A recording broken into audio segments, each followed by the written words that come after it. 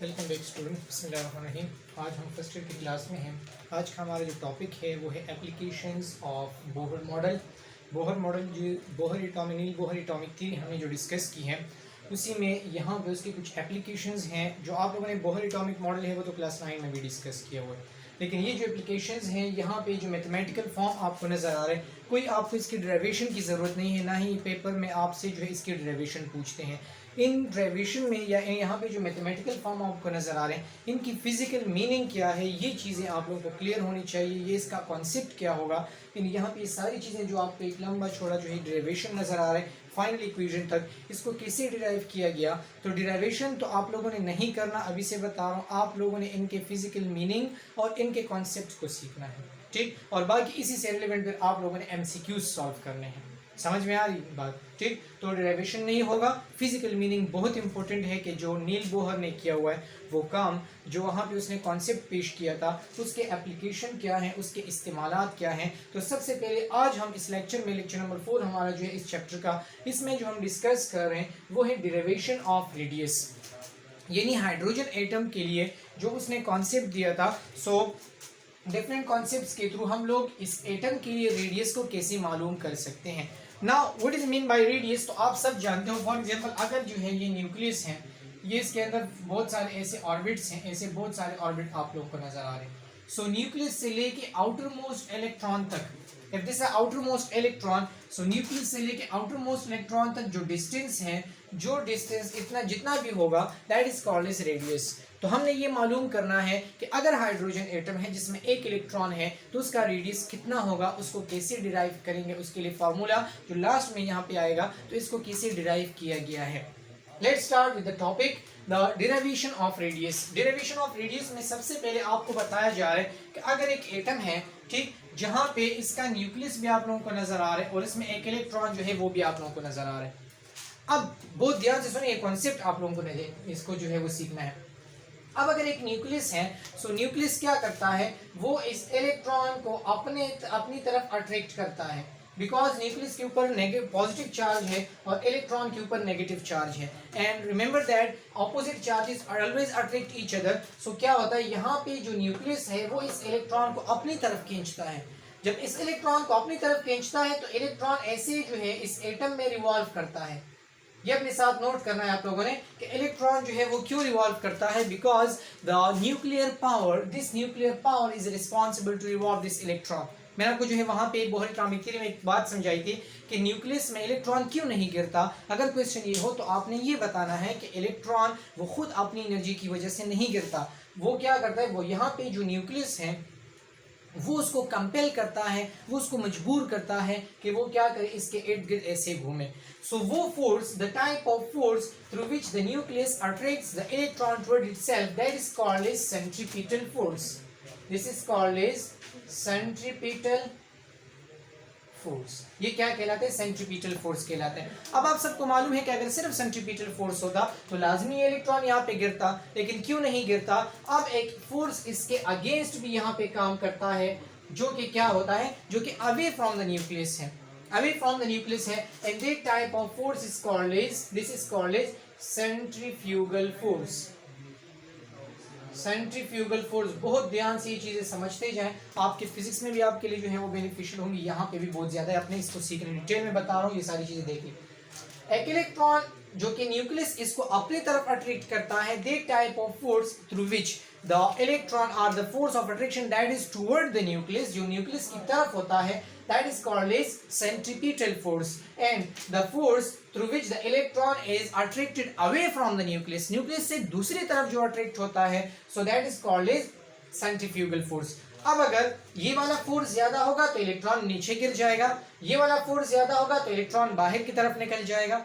अब अगर नहीं गिरता, ना नीचे गिरता है ना बाहर जाता, तो मकसद क्या है, दोनों इक्विलिब्रियम फॉर्म में है, दोनों इक्विलिब्रियम फॉर्म में है। तो सबसे पहले बात करते हैं यहाँ पे सेंट्रीपिटल फोर्स, ये हमारा कंसर्न होगा। पहली बात इसको जरा देखते हैं कि ये सेंट्रीपिटल फोर्स क्या है बेसिकली। अगर यहाँ पे देखते हैं तो इन्होंने फिर डायरेक्ट जो है आपको बुक में ये वाली इक्वेशन दी है, लेकिन सबसे पहले मैं आपको ये चीज समझा दूं। देखो जरा, यहाँ पे लिखा है Q1 और यहाँ पे लिखा है Q2। मकसद क्या है, F C mean F centripetal force, this one force. that is directly proportional to Q1 and Q2. Q1 and Q2. What is mean by Q1? Q1 is the charge of the nucleus.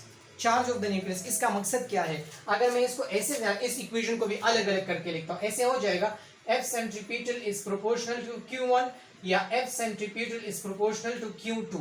ये लिख सकते हैं ना, because दोनों का direct relation है, तो मैंने इसको भी अलग अलग लिखा.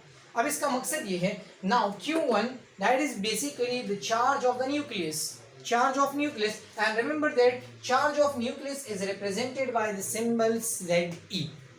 Ze is called as charge of nucleus. Remember that charge of nucleus. इस बात का मकसद क्या है? इस बात का मकसद ये है कि Fc is proportional to Q1. मकसद ये है कि जितना न्यूक्लियर चार्ज ज्यादा होगा, जितना इस न्यूक्लियस का चार्ज ज्यादा होगा, उतना ही ये इस इलेक्ट्रॉन को अपनी तरफ अट्रैक्ट करेगा. सिंपल सी बात है, किसी का चार्ज ज्यादा होगा तो ज्यादा अट्रैक्ट करेगा, कम जो है वो कम चार्ज होगा न्यूक्लियस का तो कम अट्रैक्ट करेगा. ये तो नॉर्मल सी बात. दूसरी बात Q2. Fc का Q2 से क्या रिलेशन है? ये Fc is directly proportional to Q2 and Q2 is equal to the charge of an electron. Q2 is equal to the charge of an electron. इस बात का मकसद ये है कि अगर हम लोग यहाँ पे देखें तो मकसद क्या है कि अगर चार्ज ऑफ इलेक्ट्रॉन ज्यादा होगा तो ज्यादा अट्रैक्ट होगा, चार्ज ऑफ इलेक्ट्रॉन कम होगा तो कम अट्रैक्ट होगा. मैंने इस इक्वेशन को जो है यहाँ पे एक रिलेशन के थ्रू पेश किया है. मकसद क्या है? मकसद सिर्फ ये है कि अगर इन दोनों का चार्ज, जो इलेक्ट्रॉन और न्यूक्लियस है, अगर इनका चार्ज ज्यादा होगा तो ये सेंट्रीपिटल फोर्स भी ज्यादा होगी, यानी ज्यादा अट्रैक्शन होगा, तो ये सेंट्रीपिटल फोर्स भी ज्यादा होगा. अगर ये वाला चार्ज कम होगा तो यहाँ पे सेंट्रीपिटल फोर्स कम होगा, यानी अट्रैक्शन कम होगा. समझ में आ गई बात? दूसरा रिलेशन देखें, Fc is inversely proportional to R square. Fc is inversely proportional to R square. R basically कहते हैं इस डिस्टेंस को. स्क्वायर क्यों लगाया? स्क्वायर बेसिकली शो करता है टाइम्स को. किसको शो करता है? टाइम को. ठीक, कितने टाइम चेंज आता है. अब देखो इनवर्स रिलेशन का मकसद क्या है कि अगर रेडियस ज्यादा होगा, डिस्टेंस ज्यादा होगा न्यूक्लियस और इलेक्ट्रॉन के बीच, तो आपको बता रहे इनवर्स रिलेशन. तो मकसद क्या है कि तो यहाँ पे फोर्स ऑफ अट्रैक्शन कम होगा. समझ में आ गई बात? देखो सिंपल सी बात है, अगर ये डिस्टेंस ज्यादा होगा इलेक्ट्रॉन और न्यूक्लियस के बीच तो यहाँ पे फोर्स ऑफ अट्रैक्शन कम होगा, ये डिस्टेंस कम होगा तो फोर्स ऑफ अट्रैक्शन ज्यादा होगा. तो ये इनवर्स रिलेशन में आया. बाकी स्क्वायर लगाया, स्क्वायर टाइम को शो करता है. अगर Fc 1 टाइम इंक्रीज होता है तो रेडियस को 2 टाइम डिक्रीज होना चाहिए. अगर रेडियस आप 2 टाइम इंक्रीज करते हो तो Fc जो है वो 1 टाइम यहाँ पे क्या होगा? डिक्रीज होगा. ठीक, तो सिंपल सा मैकेनिज्म है. अगर आप लोग यहाँ पे देखें, Fc is inversely proportional to R square. अब सिंपल क्या करते हैं, यहाँ पे भी Fc है, यहाँ पे भी Fc यानी सेंट्रीपिटल फोर्स दोनों सेम है लेफ्ट हैंड साइड, तो दोनों को एक रिलेशन बना लो. क्या बन जाएगा? Fc is proportional to Q1 into Q2 divided by R square. Divide by R square. ये मैंने क्या किया? दोनों रिलेशन को एक साथ लिखा. अब आप सबको पता है कि मैथमेटिक्स का रूल है कि यहाँ पे क्या करो, प्रोपोर्शनलिटी खत्म करेंगे, इक्वलिटी साथ में कांस्टेंट लगाते हैं. तो मैंने यहाँ पे क्या लगाया? इक्वलिटी साथ में कांस्टेंट, ये लगा लिया. अब फर्दर आप सबको पता है कि this constant is basically the specific value. Remember that. अगर आप लोग यहाँ पे देखें, so now what is this constant mean? This constant is equal to 1 divide by 4 pi epsilon naught. ये इसकी वैल्यू है, ये आपको याद रखनी है. ये इसका एमसीक्यू यहां से बनेगा. ठीक, कि mean constant value for the mean to discover और to derive the radius for hydrogen atom that is equal to 1 divide by 4 pi epsilon naught की वैल्यू. ठीक, अब देखो सर यहाँ पे एप्सिलॉन नॉट की तरफ गया था, लेकिन यहाँ देखो पहले. Now Fc is equal to, देखो मैंने जो आपको कहा Q1 that is equal to nuclear charge, मैंने Ze लगाया.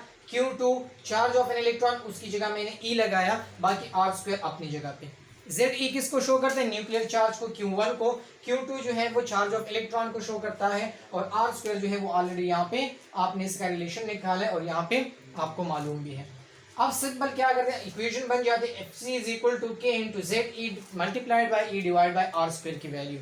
अब ये दोनों बेसिस सेम है तो इनका पावर 8 होगा, तो आपके पास डायरेक्ट बन जाएगा Fc is equal to K Ze square, यानी दोनों E का स्क्वायर बन जाएगा डिवाइड बाय R स्क्वायर की वैल्यू. ऐसे इक्वेशन बन जाएगा. नाउ अब ये मैंने आपसे कहा कि कांस्टेंट क्या है? Specific value, and that's value is equal to 1 by 4 pi epsilon naught. 1 by 4 pi epsilon naught. What is mean by epsilon naught? Epsilon naught is basically the vacuum permittivity. Vacuum permittivity क्या है? Vacuum permittivity का मकसद ये है कि अगर मेरे पास इस किस्म का एक ट्यूब हो, इस किस्म का एक ट्यूब हो जहां पे वैक्यूम क्रिएट हो, वैक्यूम मीन जहां पे हवा ना हो, यानी किसी किस्म के चार्जेस का इफेक्ट वहां पे ना हो, तो वहां से ये इलेक्ट्रॉन कितने स्पीड के साथ मूव कर सकता है, that is called as vacuum permittivity, that is called as vacuum permittivity. ये एक्सपेरिमेंटल वैल्यू इसके लिए है, ठीक। And that value is equal to 8.854 into 10 power minus 12 coulomb square per newton per metre square. और ये अपने साथ नोट कर, यहाँ से भी इसका एमसीक्यू बन सकता है, ये इसकी वैल्यू आप लोगों ने याद रखनी है। ये मैं आपको वो चीजें बता रहा हूँ जो आप लोगों ने याद रखनी है, यानी के की वैल्यू साथ में एप्सिलॉन नॉट की वैल्यू, ये आप लोगों को याद होनी चाहिए।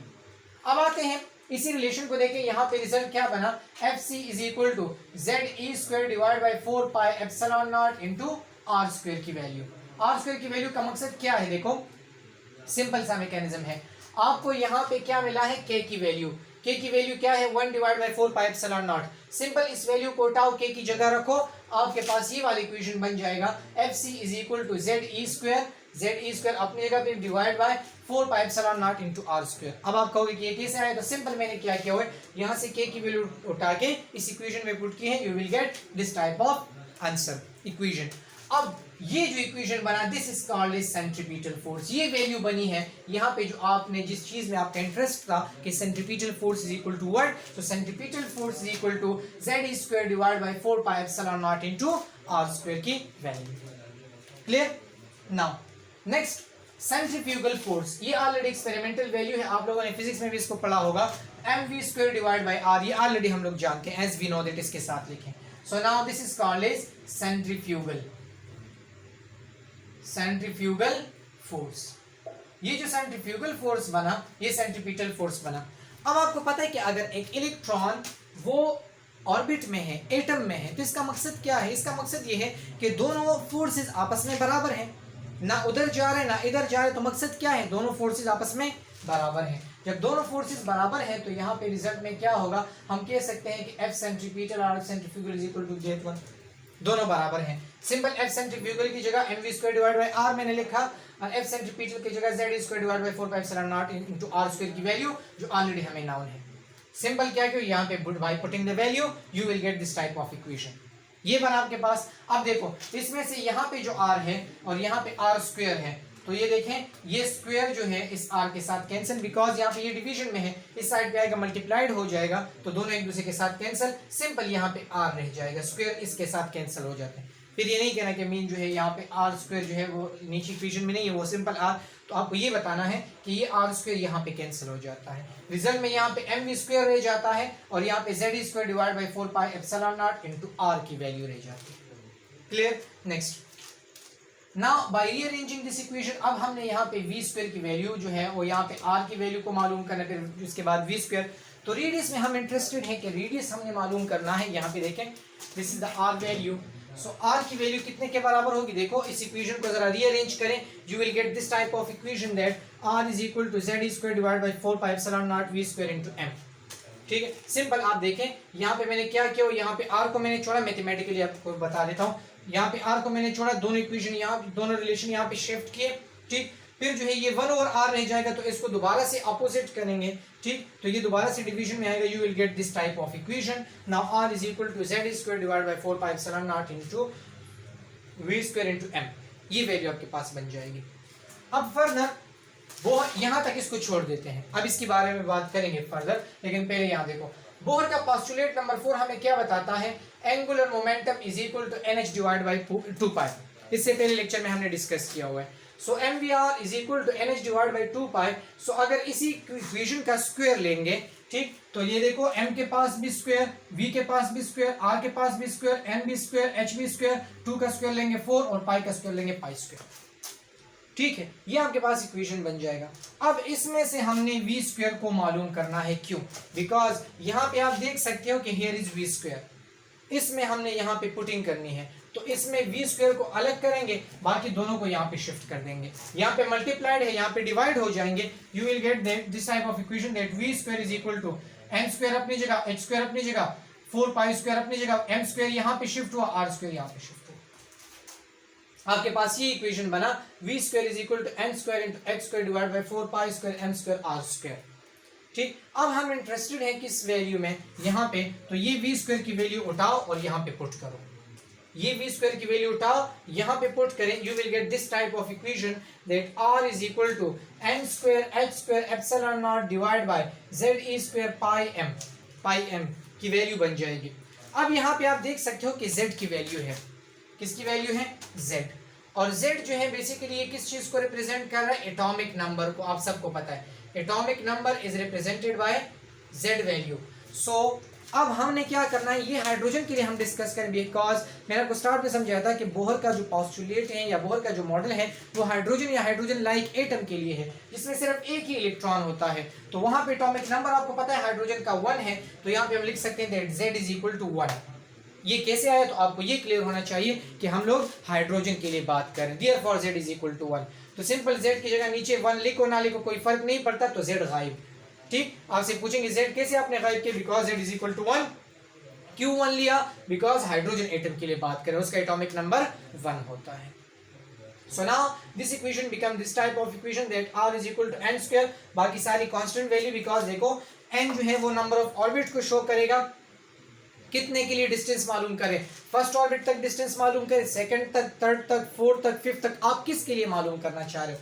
तो n स्क्वायर वो स्पेसिफिक वैल्यू है, h जो है वो प्लांक्स कांस्टेंट, उसके पहले लेक्चर में हमने डिस्कस किया 6.6262 जो है उसकी वैल्यू, एप्सिलॉन नॉट की वैल्यू यहाँ पे ऑलरेडी आपको मेंशन। ठीक, E square charge of an electron already calculated है, पाई की वैल्यू ऑलरेडी कांस्टेंट है, मास जो है वो ऑलरेडी कांस्टेंट है। तो बाकी सारी चीजें कांस्टेंट, सिर्फ n की वैल्यू जो है वो वेरिएबल होगी, बिकॉज वो डिपेंड कर रही है कि हम किस ऑर्बिट तक मालूम करें, फर्स्ट ऑर्बिट तक रेडियस मालूम करें, सेकंड तक, थर्ड तक, फोर्थ तक, ये सारी चीजें। देखो यहाँ तक डिस्टेंस मालूम करें, यहाँ तक डिस्टेंस मालूम करें, यहाँ तक, this is r1 r2 r3, यानी यहाँ पे n की वैल्यू 1 होगी, यहाँ पे n की वैल्यू 2 होगी, वो आपके ऊपर डिपेंड करें कि आप किस ऑर्बिट तक मालूम करना चाह रहे हो। तो n को अलग लिखो, बाकी ये सारी चीजें अलग। So now these are constant, और ये एक्सपेरिमेंटल वैल्यू किसके बराबर है, 0.529 एंगस्ट्रॉम। ये वैल्यू याद करना बहुत जरूरी आप लोगों के लिए कि आप इसको याद करें। This is already MCQ value that this value is equal to 0.529 angstrom. अब देखो सिंपल, आपने क्या, आपके पास रिलेशन, फाइनल इक्वेशन ये बनेगा r is equal to n square into 0.529 angstrom. ठीक, अब आपकी मर्जी है, आप n की जगह 1 लिखो, यानी फर्स्ट ऑर्बिट तक इसका स्क्वायर लगा दो। ठीक, आपके पास वो रेडियस आ जाएगा, सेकंड तक, थर्ड तक, फोर्थ तक, फिफ्थ तक आपके पास जो है वो रेडियस कैलकुलेट हो जाएगा और आप इससे रेडियस मालूम कर सकते। ये is a physical meaning, physical discussion था इस सारे रिलेशन का। आप लोगों ने ऐसे सीखना है, जो मैंने आपको वैल्यूज बताई वो याद कर लें, जो मैंने आपको कॉन्सेप्ट समझाए वो समझ लें। कोई क्वेश्चन हो, कोई सजेशन आप मेरे साथ शेयर कर सकते हैं। Thank you very much.